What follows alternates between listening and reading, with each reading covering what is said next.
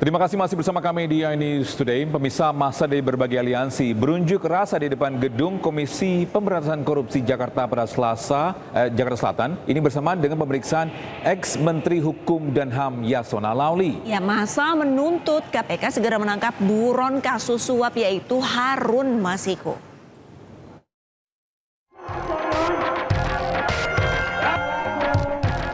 Massa dari berbagai aliansi berunjuk rasa di depan gedung Komisi Pemberantasan Korupsi Kuningan, Jakarta Selatan. Unjuk rasa bertepatan dengan pemeriksaan ex-Menteri Hukum dan HAM Yasona Lauli dalam kasus suap Harun Masiku. Melalui pengeras suara dari mobil komando, massa menyerahkan tuntutan agar KPK segera menangkap Harun Masiku yang telah buron selama hampir 5 tahun. Massa juga meminta agar pihak-pihak yang diduga turut melindungi Harun Masiku di proses hukum. Tuntutannya adalah per hari ini KPK diisi oleh struktur-struktur baru, jadi kita mendesak KPK untuk segera menuntaskan misi-misi yang belum terselesaikan, yaitu menangkap Harun Masiku yang hari ini masih menjadi buronan. Sebelumnya KPK telah menetapkan tersangka Harun Masiku pada 2020 lalu terkait kasus dugaan suap pergantian antar waktu anggota DPR RI periode 2019-2024. KPK juga telah menerbitkan ulang DPO pada 5 Desember 2024 lalu. Dari Jakarta, tim liputan iNews melaporkan.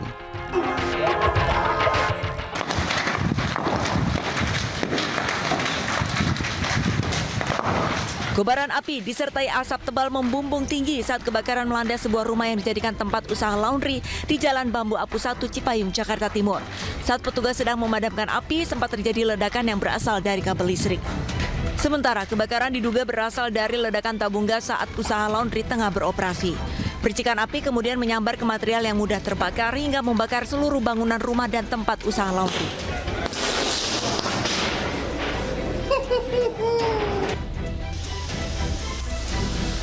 Kebakaran akhirnya berhasil dipadamkan 1 jam kemudian setelah 13 unit mobil pemadam kebakaran dan petugas dikerahkan. Tim Liputan iNews melaporkan.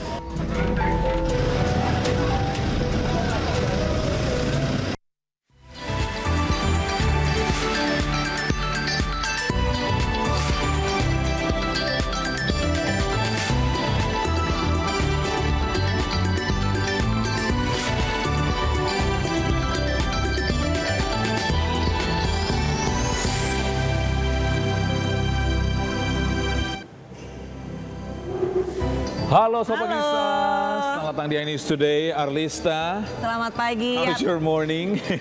I'm good, tapi kayaknya kamu nih yang lagi nggak good nih yang pagi ini. Nggak, karena memang Gimana? menjelang Natal ini kan aku suka ini ya, beli kado, untuk makan, Yes. untuk ini ya, keluarga juga.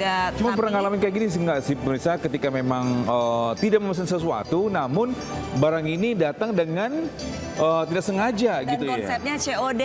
COD. Nah, ini harus hati-hati karena sebenarnya tidak hanya Togi yang mengalami, tapi jujur saya juga pernah mengalami. Iya. Tidak merasa memesan barang apapun, tiba-tiba ada kurir yang datang ke rumah dengan alih-alih barangnya ini COD. Nah, ini bisa jadi salah satu trik dari penipuan. Jadi kalau misalkan memang kita tidak merasa membelinya dan kita biasanya membelinya ini dengan sistem transfer, tiba-tiba COD, tolak saja, jangan diterima. Bisa jadi kita udah ngasih uang dan ternyata barangnya zong ya Pas kan. dibuka bukan orderan yang kita tunggu, tidak merasa kita memesan barang tersebut. Tapi untungnya saja juga ini kurir yang berkomunikasi dengan kita ini menanyakan sebelum ini ya sampai di tujuan. Iya, yang pokoknya tetap hati-hati, tetap awas apalagi menjelang akhir tahun ini. Wah, ini banyak sekali penipuan. Baik, kita langsung saja sapa pemirsa yang ada di rumah. Pemirsa, senang sekali kami berdua hadir selama kurang lebih 1,5 jam ke depan untuk memberikan berbagai informasi penting, menarik, dan juga inspiratif untuk Anda. Ya, dalam edisi hari ini kami juga akan membahas salah satunya yaitu mengenai seorang remaja disabilitas di Bandung, Jawa Barat yang dirundung dengan disuruh makan daging musang kemudian viral. Tapi ada juga tentang informasi pledoi atau nota pembelaan Harvey Muiz dalam sidang kasus dugaan korupsi tata niaga komoditas timah yang kata netizen bak sinetron ataupun FTV. Oke, ini kurang lebih nanti informasi selengkapnya akan ada di iNews Today, pemirsa. Bersama saya Arlista Hadi. Dan saya Togi Sinaga, inilah iNews Today selengkapnya.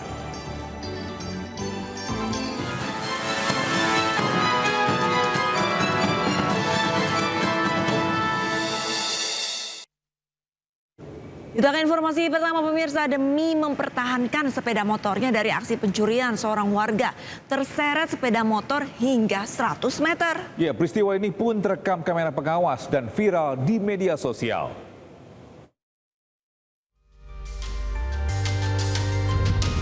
Inilah detik-detik seorang wanita terseret hingga 100 meter yang terekam kamera CCTV di wilayah Cilincing, Jakarta Utara. Korban terseret lantaran mempertahankan motornya dari aksi pencurian. Diketahui saat kejadian, korban yang tengah bekerja memergoki motornya secara paksa dikeluarkan dari parkiran oleh pelaku. Meski korban telah berteriak dan berusaha mempertahankan motornya, namun pelaku tetap tancap gas hingga korban terseret dan mengalami luka. Nah, saya udah lihat itu ada malingnya lagi mundurin motornya si korban. Nah, akhirnya motornya mundur, saya langsung teriak, itu apa namanya, motornya, saya bilang gitu, motornya Wika, aku bilang gitu. Akhirnya kita berdua lari sekencang-kencangnya, udah dapat nih mas, motornya. Pas habis dapat motornya, si maling itu langsung ngegas kenceng. Saya lari ke tengah jalan, saya teriak maling, saya ke tengah jalan. Kasus pencurian kendaraan bermotor telah dilaporkan ke Polsek Cilincing, Jakarta Utara. Korban pun berharap pelaku dapat segera ditangkap. Dari Jakarta, Sofyan Firdaus, iNews melaporkan. Sudah bergabung bersama kami Kapolresta Bandung, Kombes Pol Kusworo Wibowo. Selamat pagi Pak Kusworo. Pak Kusworo, untuk kasus remaja disabilitas yang dipaksa untuk makan daging musang ini kan sudah dilaporkan oleh pihak keluarganya. Lantas untuk tahapan proses pemeriksaannya sudah sejauh mana Pak Kusworo? Ya, selamat pagi Mas Togi dan Mbak Arlista. Jadi peristiwa ini berlangsung pada tanggal 10 Desember 2024 ya. Kemudian baru dilaporkan tanggal 16 Desember itu pada saat maghrib jam 18 kurang lebih, dan kami bisa amankan ini pada pukul 21, hanya selang 3 jam saja. Dan sampai dengan saat ini kita sudah melakukan pemeriksaan kepada para saksi, para tersangka, dan sudah kami lakukan pemeriksaan juga terhadap ahli ITE dan ahli pidana. Dan saat ini sedang tahap pelengkapan berkas untuk segera bisa kita ajukan ke kejaksaan. Berarti saya ingin konfirmasi untuk para pelaku ini sudah ditetapkan sebagai tersangka ya Pak ya? Sudah kita tetapkan sebagai tersangka dengan pasal yang kita jerat adalah pasal. Ya, Pak Kusworo, terkait dengan tersangka ini, apakah ini adalah teman-teman atau enggak mungkin tetangga dari korban tersebut? Iya. Jadi ketiga tersangka ini memang merupakan teman yang sehari-harinya bermain dengan korban, ya. Dan pada saat itu yang bersangkutan melakukan juga berada dalam lingkup rumah kawannya. Pak Kusworo, lantas untuk motifnya ataupun modusnya apa benar hanya demi viral di sosial media Pak? Ya, jadi yang pertama dilakukan karena iseng-iseng, yang kedua diposting dengan tujuan bisa mendapatkan banyak follower. Namun ketika setelah diposting dan viral, justru yang bersangkutan ketakutan, ya, bahkan akunnya langsung dihapus sebelum perkara ini dilaporkan. Namun demikian kami bisa mengamankan barang bukti yang bisa menjerat para ketiga tersangka tersebut. Ya, Pak Kusworo, terkait mungkin orang tua korban, bagaimana ketika mereka melihat anaknya disuruh makan daging musang, bagaimana respon mereka? Ya, tentunya emosi dan tidak terima, sehingga sebelum dilaporkan ke Polres juga datang ke Polsek untuk melakukan konsultasi. Kemudian karena ini perkaranya membidangi informasi teknologi elektronik, maka diarahkan untuk ke Polres, dan ketika itu melaporkan ke Polres dan langsung kami terima, langsung kami tindak lanjuti laporannya. Nah, terkait mungkin daging musang, dari mana mereka mendapatkan daging musang ini?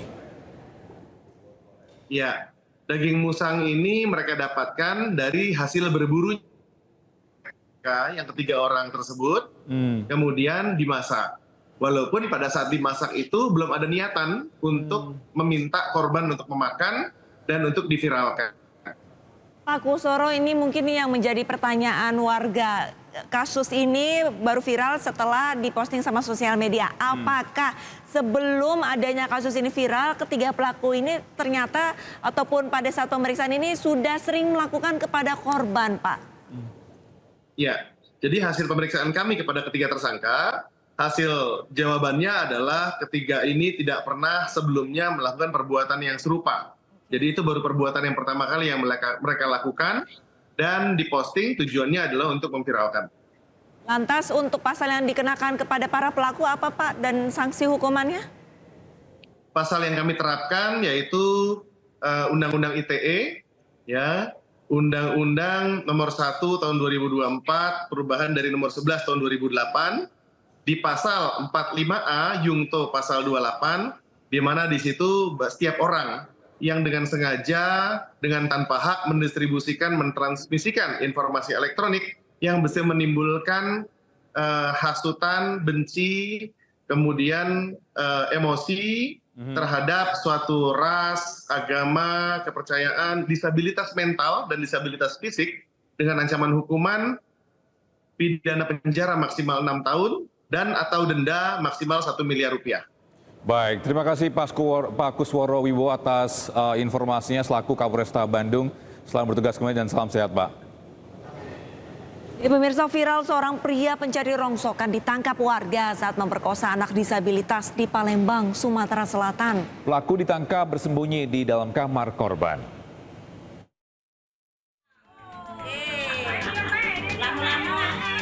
Warga menangkap seorang pria pencari barang rongsokan yang diduga memperkosa seorang anak gadis di bawah umur, penyandang disabilitas, tunanetra dan tunarungu di Kelurahan Karanganyar, Palembang, Sumatera Selatan.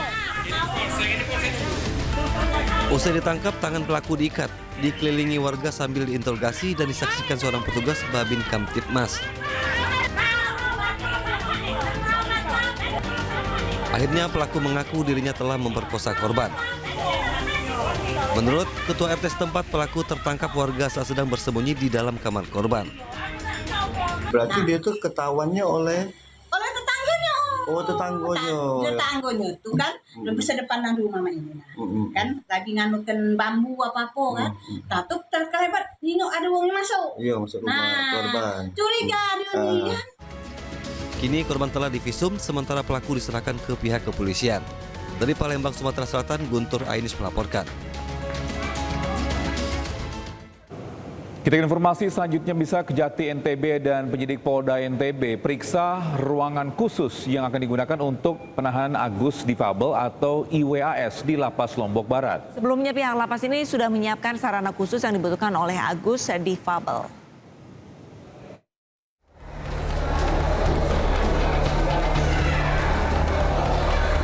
Komisi Disabilitas Daerah Provinsi NTB, Kejaksaan Tinggi dan Polda NTB berkunjung ke Lapas Kelas 2A Lombok Barat.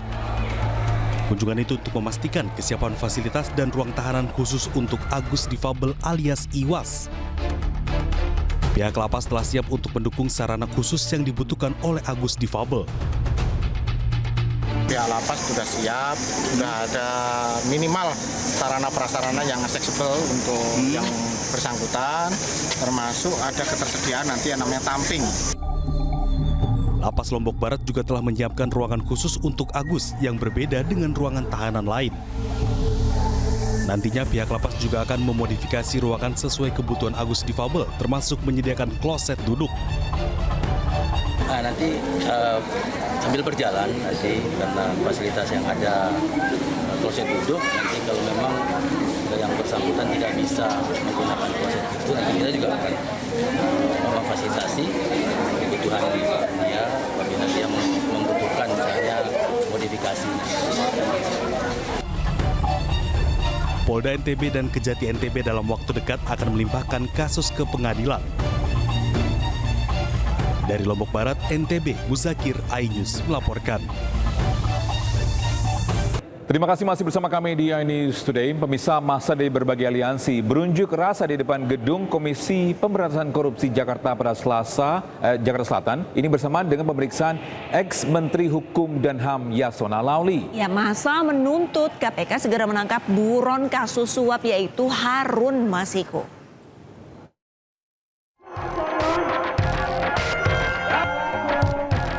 Massa dari berbagai aliansi berunjuk rasa di depan gedung Komisi Pemberantasan Korupsi Kuningan, Jakarta Selatan. Unjuk rasa bertepatan dengan pemeriksaan ex-Menteri Hukum dan HAM Yasona Lauli dalam kasus suap Harun Masiku.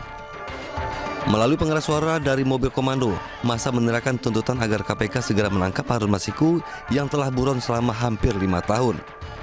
Massa juga meminta agar pihak-pihak yang diduga turut melindungi Harun Masiku di proses hukum. Tuntutannya adalah per hari ini KPK diisi oleh struktur-struktur baru, jadi kita mendesak KPK untuk segera menuntaskan misi-misi yang belum terselesaikan, yaitu menangkap Harun Masiku yang hari ini masih menjadi buronan. Sebelumnya KPK telah menetapkan tersangka Harun Masiku pada 2020 lalu terkait kasus dugaan suap pergantian antar waktu anggota DPR RI periode 2019-2024. KPK juga telah menerbitkan ulang DPO pada 5 Desember 2024 lalu. Dari Jakarta, tim liputan iNews melaporkan.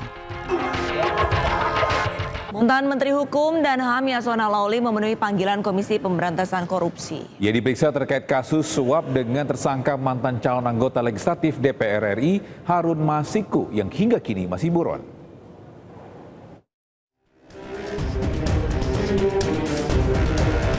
Mantan Menteri Hukum dan HAM Yasona Lauli tiba di gedung Komisi Pemberantasan Korupsi Jakarta Selatan Rabu pagi. Yasona menjalani pemeriksaan sebagai saksi dalam kasus suap pergantian antar waktu anggota DPR 2019-2024 dengan tersangka Harun Masiku yang hingga kini masih buron. Ini merupakan panggilan kedua setelah sebelumnya Yasona batal hadir pada agenda pemeriksaan Jumat 13 Desember lalu dan meminta penjadwalan ulang. Mantan politisi PDI Perjuangan Harun Masiku buron usai ditetapkan sebagai tersangka kasus suap pada 9 Januari 2020. Harun Masiku menyuap Komisioner KPU Wahyu Setiawan senilai 1,5 miliar rupiah agar dirinya menjadi anggota DPR melalui mekanisme pergantian antar waktu PAW. Sementara mantan politisi PDIP Marwarar Sirait membuka sayembara penangkapan Harun Masiku. Ia bahkan menawarkan imbalan dari uang pribadinya sebesar 8 miliar rupiah. Harun Masiku tuh siapa sih kok bertahun-tahun nggak bisa ditangkap? Ya, saya akan kasih bonus bagi yang bisa menangkap Harun Masiku 8 miliar rupiah uang pribadi saya. Ya, supaya semangat, supaya tidak ada negara di negara ini yang kebal hukum. Ya, dan saya gunakan berkat dari Tuhan itu untuk memberantas korupsi yang ada di Indonesia. Buron kasus suap Harun Masiku masuk ke dalam daftar pencarian orang sejak 17 Januari 2020. Ia sempat terdeteksi pergi ke Singapura dan kembali ke Indonesia pada kurun waktu 2020. Tim Liputan iNews melaporkan.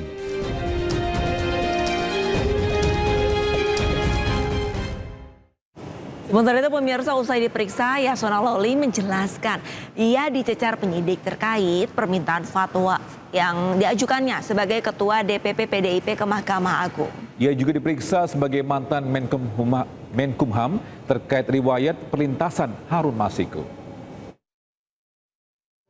Kapasitas saya sebagai Ketua DPP, ada surat saya kirim ke KPU tentang ke Mahkamah Agung untuk permintaan fatwa tentang keputusan Mahkamah Agung nomor 57. Kami minta fatwa, saya tanda tangani fatwa, permintaan fatwa, karena di situ ada perbedaan tafsir antara KPU dan DPP tentang suara caleg yang meninggal. Saya kirim surat ke DPP, ke Mahkamah Agung, itu yang pertama. Yang sebelumnya kan itu riwayat diri apa segala macam, SK DPP, SK biasalah itu formalitas. Tapi inti pokoknya sebagai Ketua DPP, ya sebagai Ketua DPP saya mengirim surat permintaan fatwa ke Mahkamah Agung. Ya karena waktu proses pencalekan itu terjadi tafsir yang berbeda setelah ada judicial review. Ada keputusan Mahkamah Agung nomor 57 ya? 57.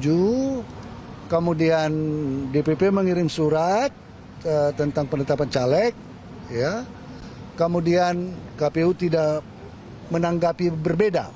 Kemudian kita minta fatwa kepada Mahkamah Agung. Mahkamah Agung membalas fatwa tersebut.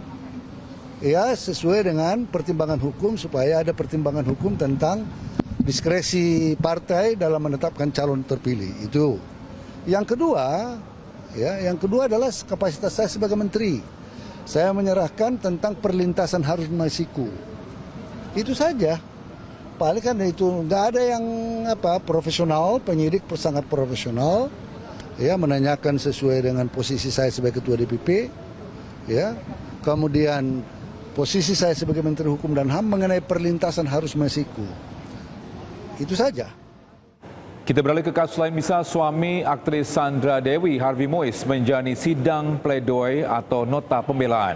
Nah, ini juga sempat viral tadi pagi, pemirsa. Ini dalam pledoinya Harvey Moise ini berulang kali menyebut nama istrinya itu Sandra Dewi sebagai sosok yang menguatkannya selama ini. Suami Sandra Dewi ini, Harvey Moise, membacakan sendiri pledoi ataupun nota pembelaan dirinya di Pengadilan Tipikor Jakarta. Dan menariknya dalam pembelaannya, Harvey berulang kali menyebut nama istrinya serta mengungkapkan pesan agar tetap bertahan menghadapi masalah yang menimpanya. Sambil menahan tangis, Harvey menekankan peran Sandra Dewi dalam menguatkan dirinya ketika menjalani proses hukum. Di dalam pledoinya, Harvey juga sempat menyangkal keterlibatannya dalam dugaan korupsi timah. Pada persidangan sebelumnya, Harvey dituntut hukuman penjara selama 12 tahun dan denda sebesar 1 miliar rupiah, subsidiar 1 tahun kurungan penjara.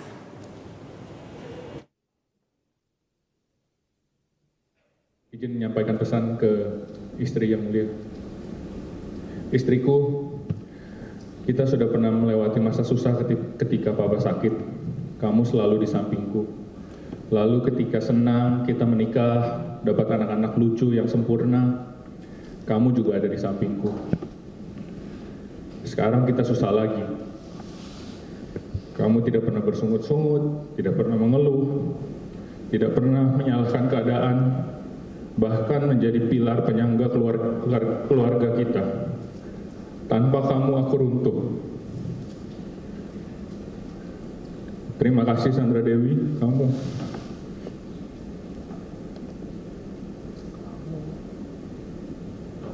Memang yang namanya Dewi-Dewi itu biasanya hebat yang mulia. Istri beliau namanya juga Dewi yang mulia. Sandra, Chandra, Dewi, semua yang mulia. Tapi tenang, kita dari susah, senang, sekarang susah lagi. Sekarang kita tinggal tunggu senangnya aja. Masa susah terus. Titip anak-anak. Jangan lupa berdoa setiap hari biar papa wamilnya cepat selesai. Suami-suami, bapak-bapak di luar sana, bersyukurlah kalau ditelepon istri, dicariin, disuruh pulang ke rumah. Kejaksaan Tinggi DKI Jakarta menggeledah kantor Dinas Kebudayaan Provinsi DKI Jakarta di Jalan Gatot Subroto, Setiabudi, Jakarta Selatan, Rabu sore. Penggeledahan dilakukan setelah ditemukan adanya dugaan pidana pada penggunaan anggaran tahun 2023. Diduga anggaran yang mencapai 150 miliar rupiah telah diselewengkan dengan cara membuat kegiatan-kegiatan fiktif. Dalam penggeledahan ini, petugas menyita beberapa perangkat elektronik, dokumen, dan juga uang sebesar 1 miliar rupiah.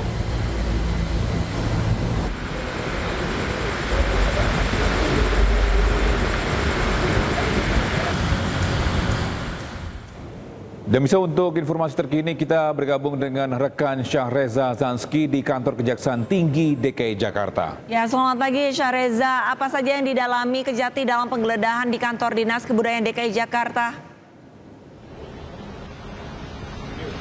Ya, baik Toga, Risa, dan juga pemirsa terkait pendalaman yang dilakukan oleh Kejaksaan Tinggi terhadap dugaan tindak pidana korupsi yang dilakukan oleh Dinas Kebudayaan. Memang informasi yang kami terima, pihaknya baru saja menerima beberapa barang bukti seperti laptop, ponsel, komputer, uang, dan beberapa dokumen hingga berkas penting lainnya di beberapa lokasi tentunya. Seperti ada di kantor I.O. GR Pro di Jaksel, lalu ada di 2 rumah tinggal di daerah kawasan Kebonjeruk, Jakarta Barat, lalu ada 1 rumah di Matraman, Jaktim, sehingga barang bukti dan juga penggeledahan yang dilakukan oleh Kejaksaan Tinggi ini mengarah terhadap dugaan tindak pidana korupsi terkait penyimpangan kegiatan oleh Dinas Kebudayaan tahun 2023, di mana Togi dan Arista dan juga pemirsa, informasi yang kami terima bahwasanya dugaan tindak pidana korupsi ini mencapai 150 miliar rupiah dan penggeledahan dilakukan pada Rabu kemarin menghasilkan beberapa barang bukti seperti tadi yang sudah saya jabarkan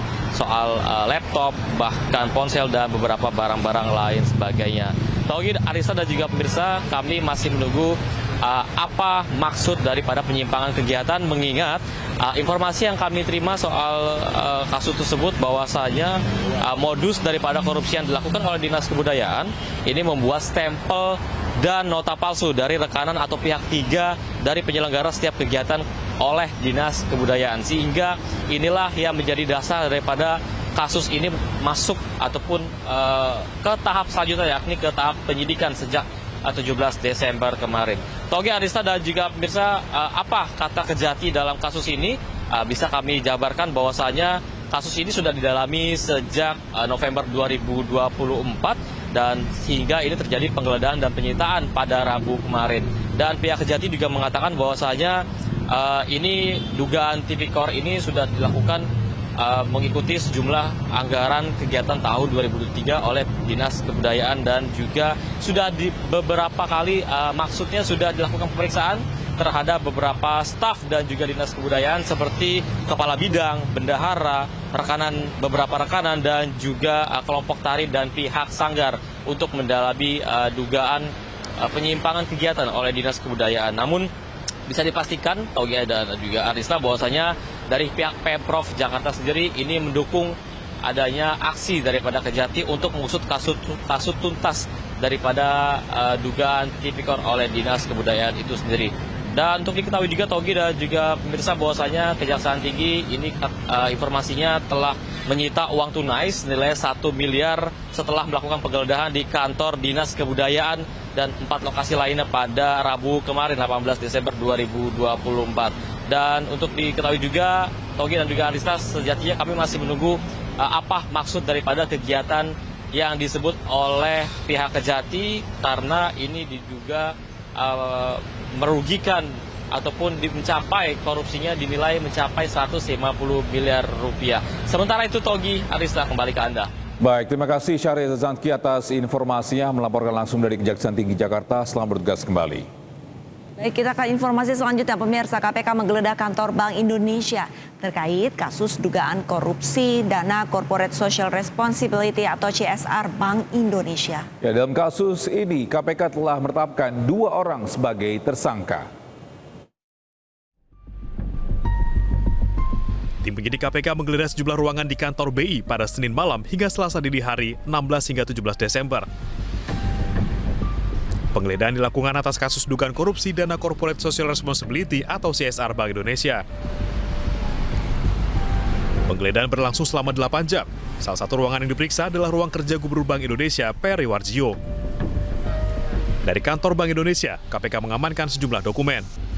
Tentunya kita akan ungkap semuanya fakta-fakta ini, bagaimana keputusannya, siapa yang mengambil keputusan, perencanaannya CSR ini bagaimana, siapa-siapa yang menerima. Nah, itu yang kita dalami sekarang. Ada dugaan ya, ada dugaan selain ke BI ada tempat-tempat lain. Nanti kita akan Pak, barang bukti yang berkumpul apa Pak saat ini Pak? Beberapa dokumen ya kita temukan, beberapa barang-barang ya, alat bukti elektronik kita juga amankan. Dokumen terkait ya berapa besaran CSR-nya, siapa-siapa yang menerima dan sebagainya, tentunya itu yang kita cari. Sementara itu, Bank Indonesia membenarkan penggeledahan yang dilakukan oleh KPK terkait dugaan korupsi dana CSR. Gubernur Bank Indonesia menjamin akan bersikap kooperatif dengan mematuhi hukum yang berlaku. 1. Bahwa benar pada Senin malam 16 Desember 2024 Bank Indonesia menerima kedatangan KPK di kantor pusat Bank Indonesia, di mana kedatangan KPK ke Bank Indonesia tersebut untuk melengkapi proses penyidikan terkait dengan penyalahgunaan pemanfaatan CSR. Dugaan adanya penyalahgunaan dana CSR di Bank Indonesia mulai diselidiki oleh KPK sejak September lalu.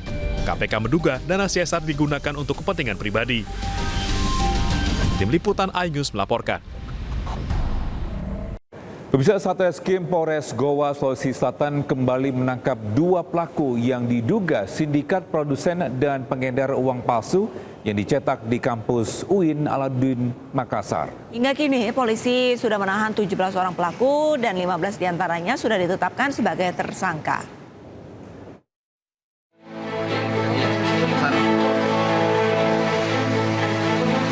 Satreskrim Polres Goa berhasil mengungkap kasus produksi uang palsu di kampus UIN Alauddin Makassar, Sulawesi Selatan. Kasus ini terungkap setelah polisi menangkap pelaku di salah satu perusahaan pembiayaan. Dari penangkapan pelaku tersebut, polisi melakukan penyelidikan hingga akhirnya sumber uang palsu tersebut diketahui berasal dari dalam kampus. Polisi menyita 1 unit mesin cetak yang diduga digunakan untuk memproduksi uang palsu dari dalam perpustakaan dan uang palsu pecahan 100.000 sebanyak Rp446.700.000. Satreskrim Polres Goa telah menetapkan 15 orang tersangka dalam kasus ini. 2 diantaranya adalah Kepala Perpustakaan UIN Alauddin Makassar dan staf perpustakaan.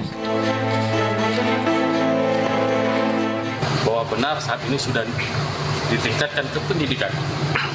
Ya, sudah kami tingkatkan ke pendidikan. Kami mohon waktu dulu dari saudara rekan bahwa ini masih kita kembangkan lagi.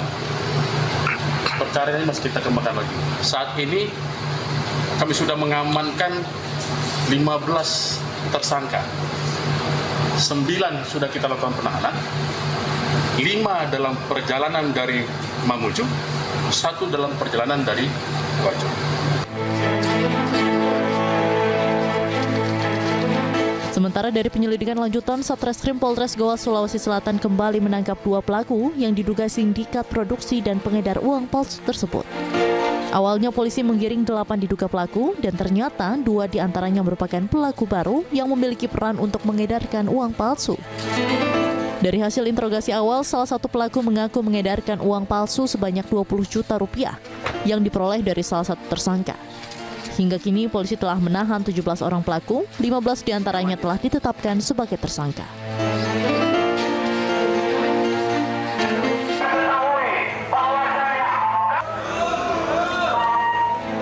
Sementara itu, buntut dari terungkapnya kasus produksi dan peredaran uang palsu tersebut, puluhan mahasiswa berunjuk rasa di gedung Rektorat Kampus UIN Alauddin Makassar. Mahasiswa menuntut agar rektor mundur dari jabatannya setelah miliaran rupiah uang palsu diketahui diproduksi di dalam kampus oleh 2 orang pegawai perpustakaan. Dia mendorong kawan-kawan bahwasanya rektor hari ini harus bertanggung jawab full karena kami menduga kuat bahwasanya segala permasalahan itu adalah motif untuk melindungi atau membiarkan produksi uang palsu di kampus UIN Alauddin Makassar yang letaknya di perpustakaan itu sangat mencoreng dan menjadi dosa besar atas dunia pendidikan. Kasus produksi miliaran rupiah uang palsu tersebut kini masih dalam penyelidikan Satreskrim Polres Goa, Sulawesi Selatan. Dari Kabupaten Goa, Sulawesi Selatan, Bukma iNews melaporkan. Pemirsa, video pembangunan ruang kuliah menggunakan kontainer bekas di Universitas Negeri Singa Perbangsa Karawang, Jawa Barat viral di media sosial. Ya, mahasiswa pun mempertanyakan kebijakan ini lantaran anggaran yang digunakan mencapai 6,5 miliar rupiah.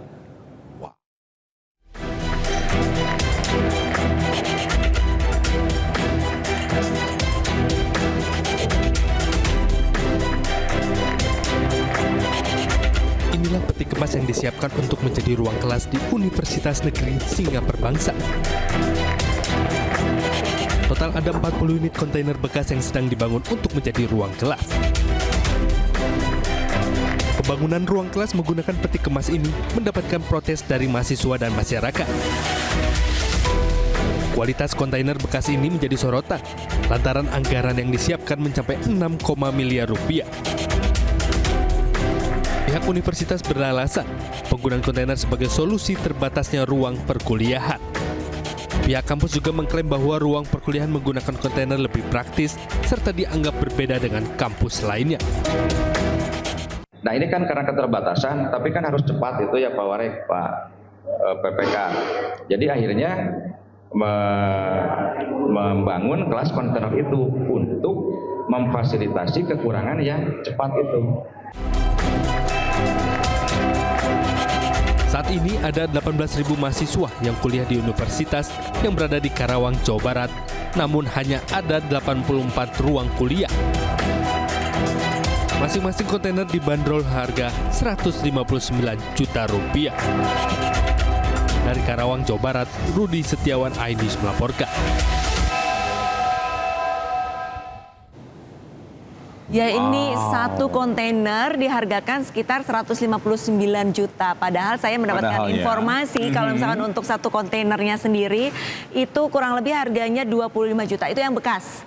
Yang bekas. Dan itu tadi kalau misalkan kita lihat tayangannya itu ada 2 kontainer yang digabungkan menjadi satu. Let's say dengan renovasi dan segala macam itu harganya satu kontainer harusnya 70 atau 80 juta. Tapi dibanderol sama universitas itu 159 juta. Wow. Ini antara memang biaya renovnya ini yang amat sangat tinggi ataukah ada kemungkinan dugaan di markup? Kita tidak tahu. Never know. Tapi atau mungkin ya ini ya, mungkin mau dibikin ruangan ini kayak di kantor luar negeri nih, AC-nya yang dingin banget, mungkin nanti dengan interiornya mungkin dengan yang mewah. Da Vinci. Never know, siapa tahu ya. Yang tahu ya. Masih menunggu nih kira-kira hasilnya bagaimana dengan anggaran sebesar itu. Semoga ini ya tidak digunakan untuk yang lainnya. Amin. Oke, kita ke informasi selanjutnya pemirsa. Polisi ini akan melakukan tes kejiwaan terhadap George Sugama Halim, tersangka penganiayaan karyawati toko roti di Cakung, Jakarta yang sempat viral beberapa hari lalu. Ya, pemeriksaan dilakukan karena tersangka disebut sering marah. Kapolres Metro Jakarta Timur Kombes Pol Nicholas Ari Lilipali mengungkapkan tindakan penganiayaan dilakukan George tak hanya sekali. Namun terkait dugaan adanya gangguan kejiwaan, Nicholas belum bisa memastikan. Sebab menurut dirinya perlu ada pemeriksaan mendalam terkait dugaan tersebut.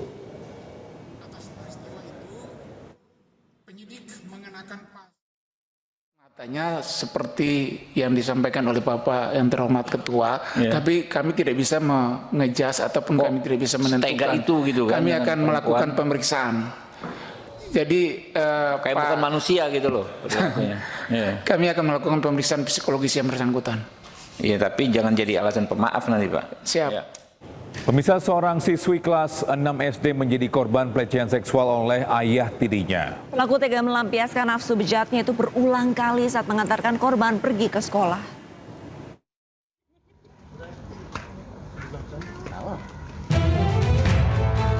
AZ 12 tahun, seorang siswi sekolah dasar di Bandar Lampung menjadi korban pelecehan seksual yang dilakukan oleh ayah tirinya yang merupakan oknum PNS Pemkot Bengkulu.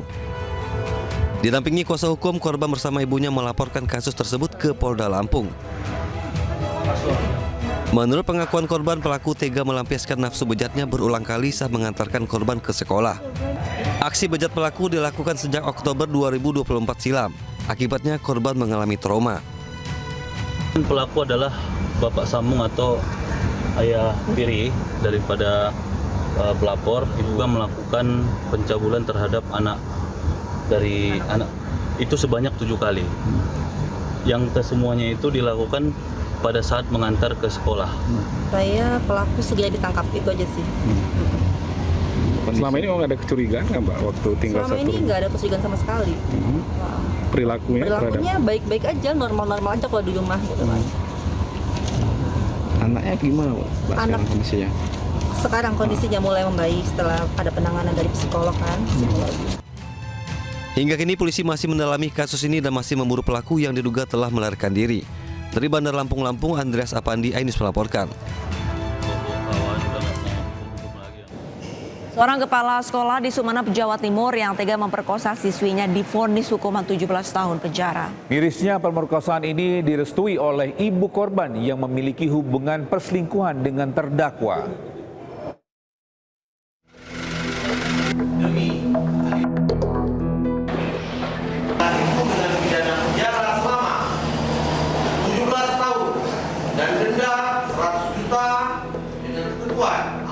Vonis 17 tahun dan denda sebesar 100 juta rupiah dijatuhi Pengadilan Negeri Sumeneb kepada J, kepala sekolah yang terbukti melakukan pemerkosaan terhadap anak didiknya yang tak lain anak dari selingkuhannya. Pelaku tega melakukan aksinya terhadap korban yang masih berusia 13 tahun dengan alasan ritual penyucian diri. Pelaku bahkan bekerja sama dengan ibu korban dengan mengiming-imingi sepeda motor serta sejumlah uang. Kuasa hukum korban menyayangkan vonis yang lebih ringan dari harapan keluarga korban.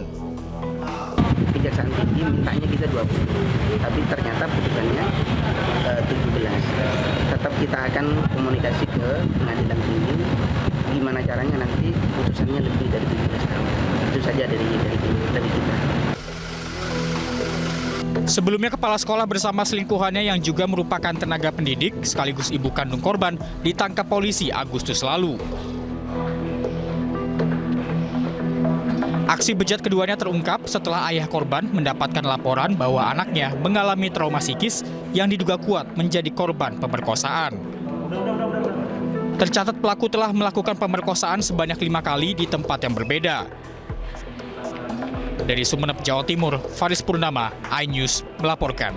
Kita ke informasi lainnya, pemirsa, jelang Natal dan Tahun Baru, arus penumpang di Pelabuhan Laurentius Sai Maumere mengalami lonjakan. Ya, Pelni pun menambah rute kapal untuk melayani para penumpang yang akan pulang untuk merayakan Natal dan Tahun Baru.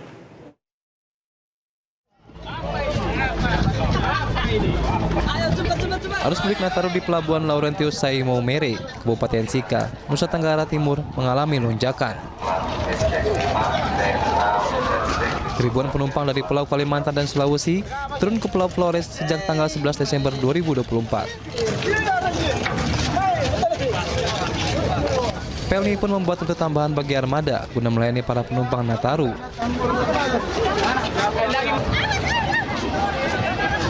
Sejumlah pemudik mengungkapkan lebih memilih menggunakan transportasi laut karena harga tiket yang murah. Dari mana ini? Dari Berau mau ke Mauponggo. Dari mana? Dari Berau. Berau. Kalimantan Timur. Mau berlibur Natal ya? Ya, berlibur. Kenapa memilih menaiki kapal Pelni? Karena kebetulan kemarin dapat tiketnya.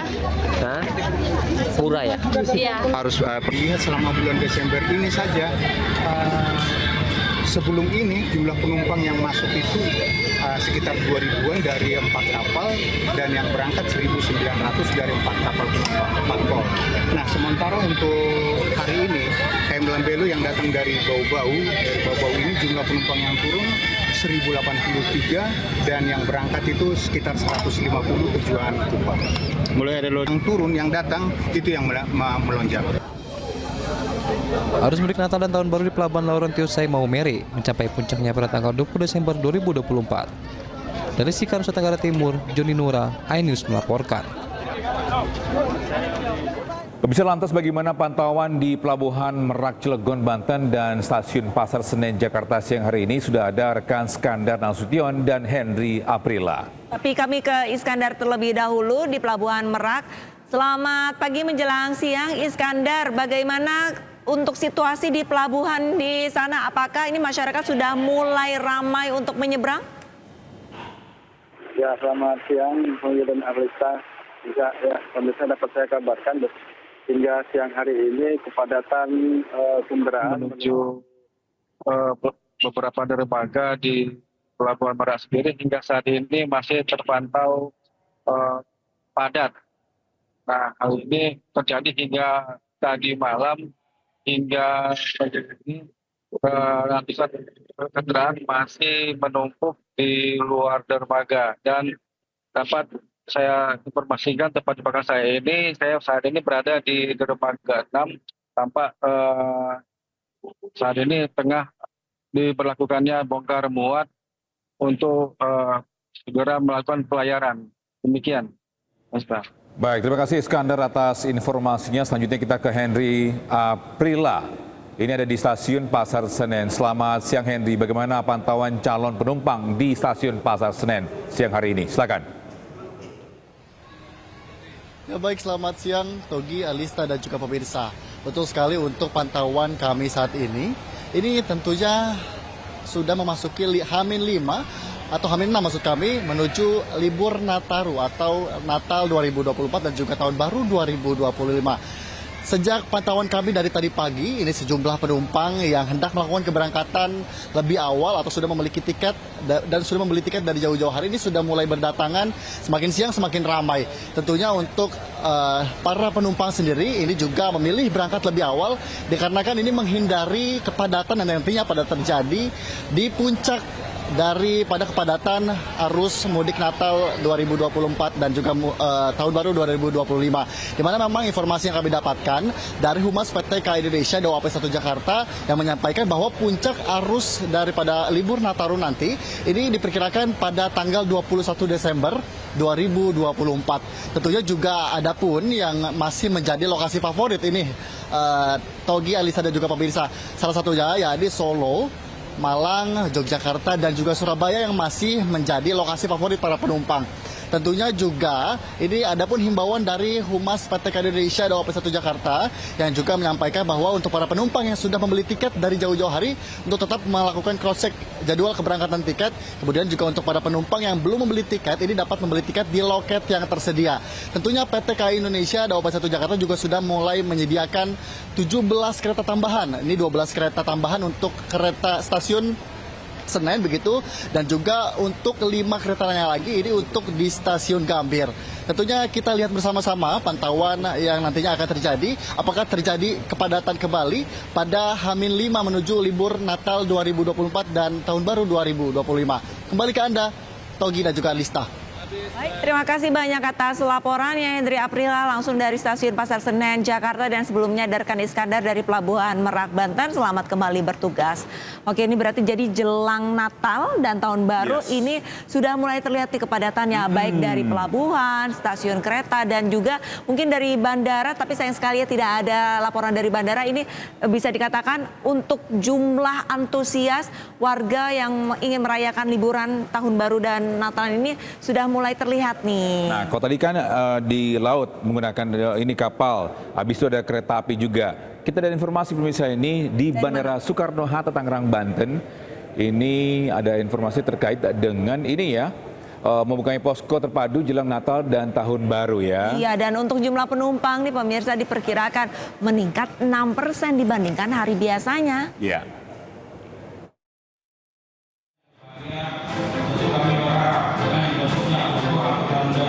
Memasuki musim libur Natal dan Tahun Baru, Bandara Soekarno-Hatta Tangerang, Banten menggelar apel pasukan bersamaan dengan pembukaan posko terpadu. Pada puncak arus libur Natal dan Tahun Baru, jumlah penumpang diperkirakan meningkat 6% dibanding hari biasa atau 185.000 pergerakan penumpang. Begitu pula dengan peningkatan 1.000 pergerakan pesawat. Jumlah slot penerbangan juga ditambah sebanyak 658 extra flight. Memang salah satunya posko gitu. Jadi kita persiapkan posko terpadu di Terminal 1B. Kemudian posko ini dapat digunakan oleh seluruh stakeholder yang ada di sini. Di dalam posko lengkap dengan seluruh kebutuhan monitoring ya, dari mulai CCTV di seluruh terminal, kemudian juga database pergerakan pesawat, penumpang dan lain-lain, termasuk juga fasilitas Zoom jika ada panggilan atau rapat yang dilakukan oleh Kementerian Perhubungan. Pengelola juga menyediakan 6.203 personil, baik internal maupun eksternal, termasuk TNI, Polri, Customs, Imigrasi, Karantina, hingga petugas kesehatan. Fasilitas bandara juga ditingkatkan, mulai dari akses jalan raya hingga fasilitas di terminal. Dari Tangerang, Banten, Hasnugara, iNews melaporkan. Pemirsa, Presiden Republik Indonesia Prabowo Subianto disambut upacara kenegaraan di Istana Kepresidenan Al-Ittihadiyah di Kairo, Mesir. Sesaat setelah tiba, Presiden disambut Presiden Mesir Abdel Fattah El-Sisi di Serambi Istana. Kedua pimpinan negara bersalaman dan kemudian berjalan beriringan menuju Seluding Dais untuk mengikuti upacara penyambutan kenegaraan oleh pasukan kehormatan, dan selanjutnya lagu kebangsaan kedua negara diperdengarkan. Usai upacara penyambutan, Presiden Prabowo dan Presiden El-Sisi memasuki istana untuk melakukan sesi foto bersama. Kedua pemimpin negara memperkenalkan delegasi masing-masing negara. Delegasi Indonesia yang turut serta dalam pertemuan tersebut yaitu Wakil Menteri Luar Negeri Arif Hafaz, Duta Besar Republik Indonesia di Kairo Lutfi Rauf, Direktur Jenderal Asia Pasifik dan Afrika Abdul Qadir Jailani. Sementara delegasi Mesir yakni Menteri Luar Negeri Badr Abdelaiti, Sekretaris Kabinet Mayor Jenderal Ahmed Ali, Menteri Investasi Hasan El Khatib, Duta Besar Mesir untuk Indonesia Yasser Hasan Al-Shimi.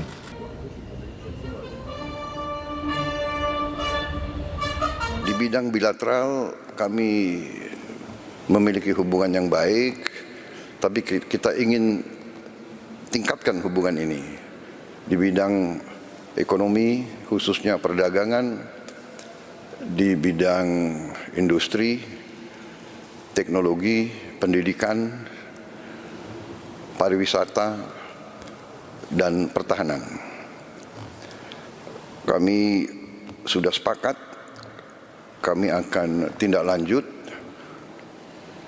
Kita sudah punya Joint Trade Council, tapi kita ingin tingkatkan lagi. Dan kami dari Indonesia segera akan kirim delegasi tingkat tinggi yang akan berhubungan dengan counterpart kami di pemerintah Mesir.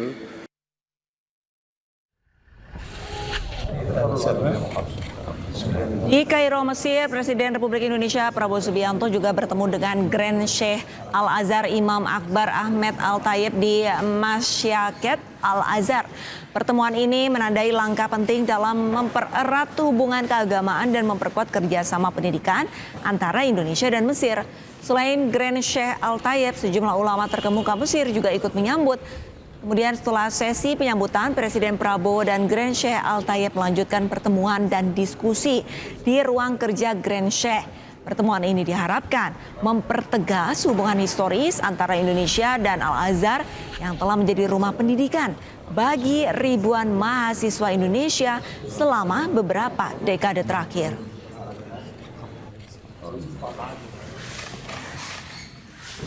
Suasana haru menyelimuti pertemuan Mary Jane Veloso dengan keluarganya di Lembaga Pemasyarakatan Wanita di Manila. Mary Jane akhirnya kembali ke negara asalnya setelah 15 tahun penjara di Indonesia. Mary Jane kini berharap dan menunggu pengampunan dari negeri lumbung padi ini. Perempuan berusia 39 tahun ini sebelumnya ditangkap dan divonis hukuman mati pada 2010 setelah koper yang dibawanya berisi 2,6 kilogram heroin.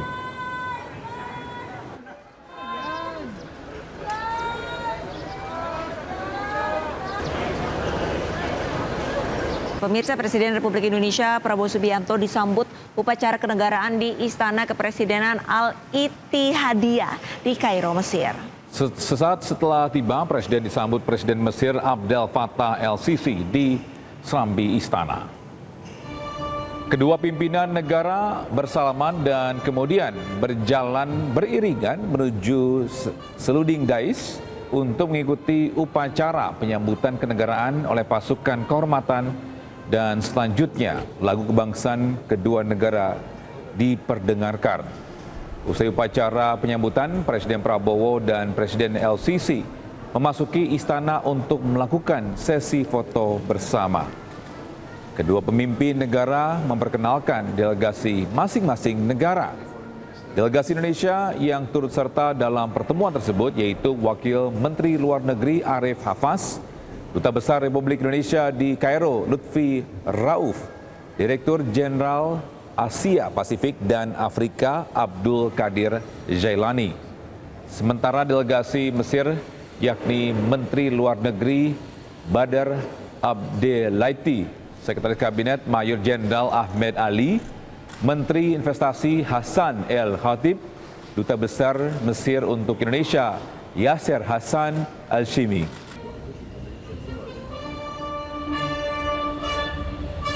Di bidang bilateral kami memiliki hubungan yang baik, tapi kita ingin tingkatkan hubungan ini di bidang ekonomi, khususnya perdagangan, di bidang industri, teknologi, pendidikan, pariwisata, dan pertahanan.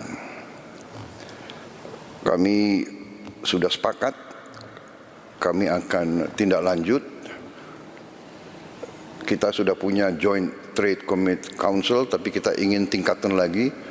Dan kami dari Indonesia segera akan kirim delegasi tingkat tinggi yang akan berhubungan dengan counterpart kami di pemerintah Mesir.